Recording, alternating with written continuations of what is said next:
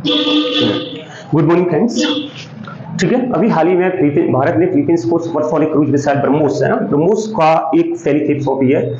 और आइए इसके बारे में चर्चा करते हैं। फिलीपींस से कब इसका समझौता हुआ जिसके तहत इसको सौंपा गया है ना।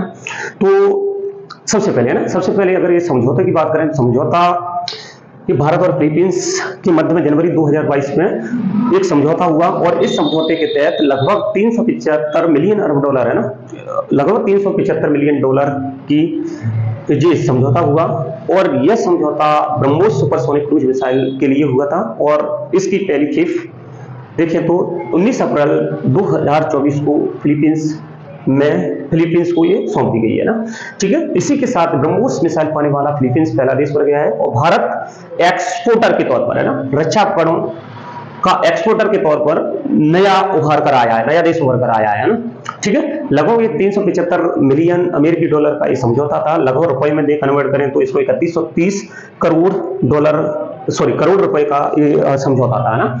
और अभी इसलिए महत्वपूर्ण है क्योंकि भारत चीन और फिलीपींस के मध्य तनाव है और इस तनाव को देखते हुए ना भारत से जो है सुपरसोनिक क्रूज मिसाइल का निर्यात किया जा रहा है। ठीक है, तो ये फिलीपींस और भारत के मध्य जो संबंध है मजबूत करेगा। और दूसरा ये साउथ मतलब दक्षिण चीन सागर में चीन की बढ़ती शक्ति को रोकने का काम करेगा। ठीक है, आइए अब बात करते हैं कि ब्रह्मोस मिसाइल किस देश ने बनाई है और किस देश का उपक्रम है। तो ये जैसा कि मैंने बताया कि ब्रह्मोस मिसाइल है, ब्रह्मोस मिसाइल मैंने कहा कि रूस और भारत की संयुक्त एक परियोजना है और इन्होंने ब्रह्मोस का नाम रखा है भारत की ब्रह्मपुत्र नदी और रूस की मॉस्कोवा नदी है ना, दोनों के नाम पर ब्रह्मोस मिसाइल का नाम रखा है। 1998 में भारत और रूस के मध्य एक समझौता हुआ और इस समझौते के परिणाम स्वरूप ठीक है ब्रह्मोस एरोस्पेस लिमिटेड का गठन किया गया।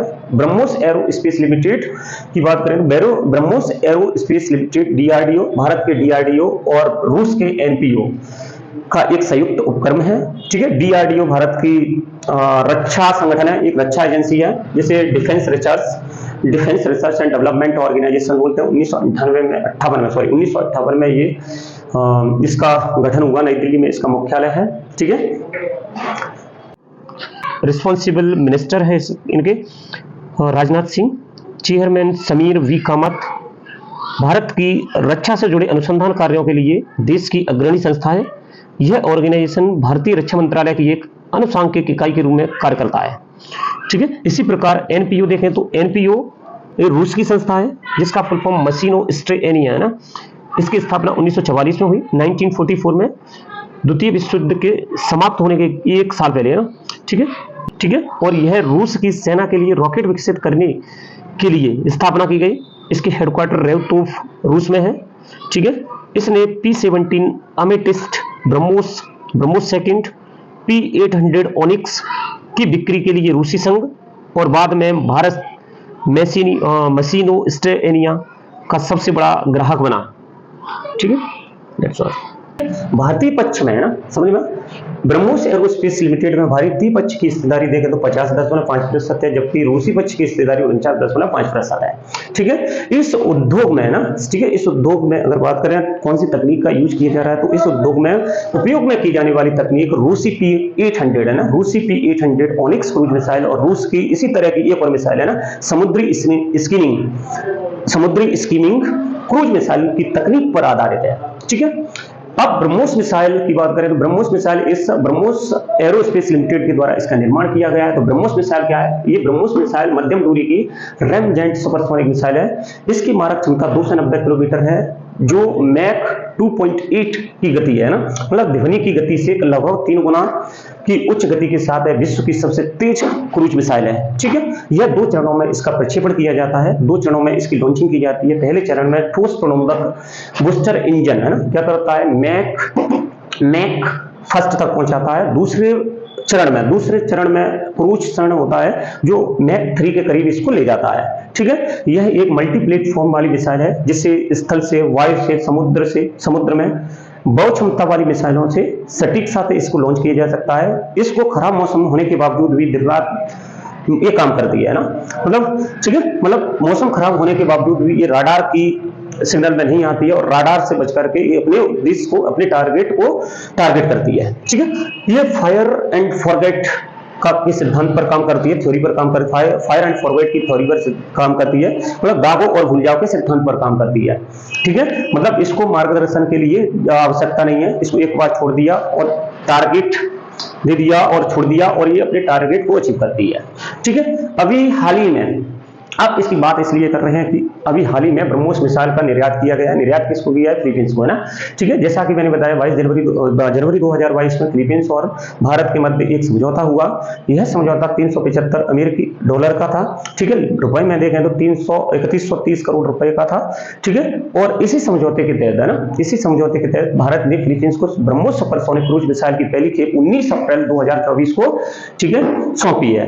ठीक है, और इसी के साथ ब्रह्मोस मिसाइल पाने वाला फिलीपींस पहला बाहरी देश बन गया और भारत भी क्या बन गया? एक्सपोर्टर बन गया ना, रक्षा उपकरण मतलब मिसाइलों का इसी के साथ एक्सपोर्टर भी बन गया ना। ठीक है, इसको इंडियन एयरफोर्स के C-17 ब्लू मास्टर विमान के जरिए इन मिसाइलों को फिलीपींस मरीन कॉर्प्स को सौंपा गया। ठीक है, सौंपा गया। ठीक है, अभी हाल ही में दिसंबर 2021 में ना, दिसंबर 2021 में भारत के रक्षा मंत्री ने लखनऊ में, है ना, ब्रह्मोस एरोस्पेस क्रूज मिसाइल की एक निर्माण के लिए एक इकाई की नींव रखी। ठीक है, और 11 जनवरी 2022 में INS विशाखापट्टनम से ब्रह्मोस सुपरसोनिक क्रूज मिसाइल, है ना, के उन्नत संस्करण का ना समुद्र से समुद्र में इसका परीक्षण किया गया। ठीक है, और इसके अलावा भी अगर देखें तो 22 मई 2022 को भारत ने पहली बार, है ना, SU-30 MKI लड़ाकू विमान से ब्रह्मोस मिसाइल का सफलतापूर्वक जो है लॉन्चिंग की परीक्षण किया। ठीक है, इसके अलावा ये अभी फिलीपींस को जो सौंपा गया, तो फिलीपींस के लिए और भारत के लिए क्यों महत्वपूर्ण है, आइए इसके बारे में जानने की कोशिश करते हैं। ठीक है, हाल ही में भारत की रक्षा मंत्रालय ने भारतीय नौसेना के लिए ब्रह्मोस मिसाइल खरीदने के लिए ब्रह्मोस एरोस्पेस प्राइवेट लिमिटेड के साथ 1700 करोड़ का एक अनुबंध पर हस्ताक्षर किए, है ना, जिससे भारतीय नौसेना कैसी होगी? मजबूत होगी। ठीक है, और अपने तटीय क्षेत्र का क्या कर सकती है? सुरक्षा कर सकती है ना। इसी के साथ जैसा कि मैंने कहा कि फिलीपींस को लिए अभी इसलिए फायदा है क्योंकि फिलीपींस को उस समय इसकी डिलीवरी की जा रही है जब चीन और फिलीपींस के मध्य तनाव पैदा हुआ है। ठीक है, और तनाव पैदा हुआ है ना। ठीक है, और फिलीपींस ब्रह्मोस मिसाइल को, है ना, तो फिलीपींस ब्रह्मोस मिसाइल की 3 मिसाइल है ना, ब्रह्मोस की 3 मिसाइल है, 3 मिसाइल सिस्टम अपने तटीय इलाके में क्या करेगा? तैनात करेगा, जिसे साउथ चाइना सी कहते हैं, साउथ चाइना सी के तटीय इलाके में अपने में तैनात करेगा, जिससे चीन के खतरे से निपटा जा सकेगा। ठीक है, मतलब तो ये कह सकते हैं फिलीपींस को उस समय इनकी डिलीवरी मिल रही है जब चीन और फिलीपींस के मध्य तनाव है ना। ठीक है, फिलीपींस ब्रह्मोस मिसाइल की, है ना, 3 मिसाइल सिस्टम है अपने तटीय इलाके मतलब साउथ चाइना सी में तैनात करेगा, जिससे कि चीन के खतरे से निपटा जा सकेगा ना। ठीक है, इसके अलावा फिलीपींस ने ब्रह्मोस मिसाइल की खरीद क्यों की, है ना। ठीक है, इसी के साथ आखिर फिलीपींस ने ब्रह्मोस मिसाइल की खरीद क्यों की, है ना। तो अभी हाल ही में अगर देखा जाए तो चीन और फिलीपींस के मध्य, है ना, साउथ चाइना सी क्षेत्र में ना कई बार झड़पें हुई हैं, तो वह ब्रह्मोस मिसाइल खरीद करके वहां पर तैनात कर सकेगा और तैनात करने के साथ ही, है ना, तैनात कर सकेगा, जिससे अपनी समुद्री क्षमता को बढ़ावा कर सकेगा ना, बढ़ा सकेगा और चीन के प्रभाव को कम कर सकेगा। ठीक है, अब दक्षिण चीन सागर की बात करें तो दक्षिण चीन सागर में की जो क्षेत्र है, भौगोलिक क्षेत्र देखें तो ये चीन के दक्षिण में स्थित है ना, चीन के दक्षिण में स्थित है ना, सीमांत समुद्र का नाम है ना, सीमांत समुद्र है। ठीक है, जिसे सिंगापुर से लेकर के ताइवान की खाड़ी तक, है ना, लगभग 35 लाख वर्ग किलोमीटर क्षेत्र में फैला हुआ है और इसमें छोटे बड़े द्वीप लगभग 250 छोटे बड़े निर्जन द्वीप उपस्थित है ना। ठीक है, जहां पर लगभग चीन हो गया, सिंगापुर हो गया, ताइवान हो गया, वियतनाम हो गया, मलेशिया हो गया ना, बहुत सारे देश जो दक्षिण एशिया के जो देश है ना, वहां पर अपना दावा करते हैं ना। ठीक है, और इसी कारण है ना, लेकिन चीन का जो क्षेत्र है ना, चीन यहाँ पर चीन की बात करें ना, तो चीन यहाँ पर दक्षिण चीन सागर का करीब 80% हिस्से पर अपना दावा करता है।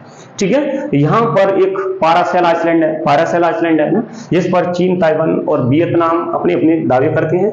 यहाँ का एक और द्वीप है स्प्रेटली आइसलैंड, यहाँ पर भी चीन, ताइवान, वियतनाम और फिलीपींस है ना, ये अपना अपना दावा करते हैं ना। ठीक है, भारत को इस डील से क्या फायदा मिलेगा? तो भारत को इस डील से फायदा मिलेगा कि रक्षा के क्षेत्र में, भारत रक्षा के क्षेत्र में एक एक्सपोर्टर है ना, एक्सपोर्टर बनेगा। ठीक है, और आत्मनिर्भर है ना, आत्मनिर्भर बनाने का काम करेगा ना, खुद को आत्मनिर्भर बनाने का काम करेगा। ठीक है, इसके अलावा मिलिट्री इंडस्ट्रीज को मनोबल बढ़ेगा।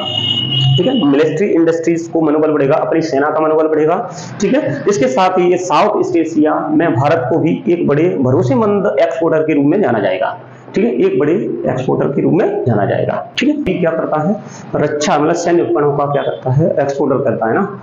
ठीक है, अभी हाल ही में भारत का डिफेंस एक्सपोर्टर मतलब 21,000 से ऊपर निकल चुका है, मतलब 21,083 करोड़ का रहा है। ठीक है, पिछले वित्तीय वर्ष 2022 और 23 में रक्षा उपकरणों का एक्सपोर्ट 32.5% रहा ना, 32.5% रहा। और भारत ने पहली बार डिफेंस एक्सपोर्टर का में 21,000 करोड़ रुपए का आंकड़ा पार कर लिया है ना, जिसमें इन्होंने प्राइवेट सेक्टर का कंट्रीब्यूशन 60% रहा, जिसमें पब्लिक सेक्टर यूनिट का कंट्रीब्यूशन 40% रहा। मतलब प्राइवेट जो कंपनियां हैं, प्राइवेट सेक्टर है जिसने रक्षा उपकरण से संबंधित कितना 60% जो है निर्यात किया, और सरकारी की पब्लिक सेक्टर यूनिट है और फैक्ट्रियां हैं, उद्योग हैं, उसने 40% जो है इसका कंट्रीब्यूशन किया ना। ठीक है, इसके अलावा अगर अपन देखें तो कैरिबियाई देश हैं, कैरिबियाई देशों में भी अपन ने क्या करा, रक्षा उपकरण से सैन्य उपकरण जो है निर्यात किया है। ठीक है, इसके अलावा गुयाना में अपन ने, भारत ने अभी हाल ही में भारत गुयाना जो कैरिबियाई देश है उसमें 2 डोर्नियर विमान जो है, उनका निर्यात किया है। ठीक है, मतलब अपन ये कह सकते हैं लगभग 85 देशों में भारत के सैन्य हार्डवेयर का जो है निर्यात किए जाते हैं ना। ठीक है, जिसमें अपन देखा जाए तो डोर्नियर 228 विमान हो गए, 155 mm advance towed artillery gun हो गई, आकाश मिसाइल सिस्टम हो गया, राडार हो गई, और राडार सिमुलेटर हो गया। ठीक है, इसके अलावा माइंस प्रोजेक्ट व्हीकल्स, बख्तरबंद वाहन, पिनाका रॉकेट, थर्मल इमेजर्स का भी भारत एक्सपोर्ट कर चुका है। ठीक है, लगभग 85 देशों में सैन्य हार्डवेयरों का उपकरण निर्यात कर चुका है ना। ठीक है, अब ये भारत के लिए साउथ चाइना सी अहम क्यों है ना, तो भारत का 95% व्यापार है जो समुद्र के मार्ग से होता है, जिसमें 55% व्यापार है साउथ चाइना सी के मार्ग से होता है ना। ठीक है, इसमें भारत क्या चीन, जापान, साउथ कोरिया और आसियान के देशों में व्यापार करता है ना। यहाँ से चीन, जापान, साउथ कोरिया, आसियान देशों में व्यापार के प्रमुख मार्ग हैं। ठीक है, यहाँ पर मार्ग है ना, इसीलिए भारत के लिए अहम है ना।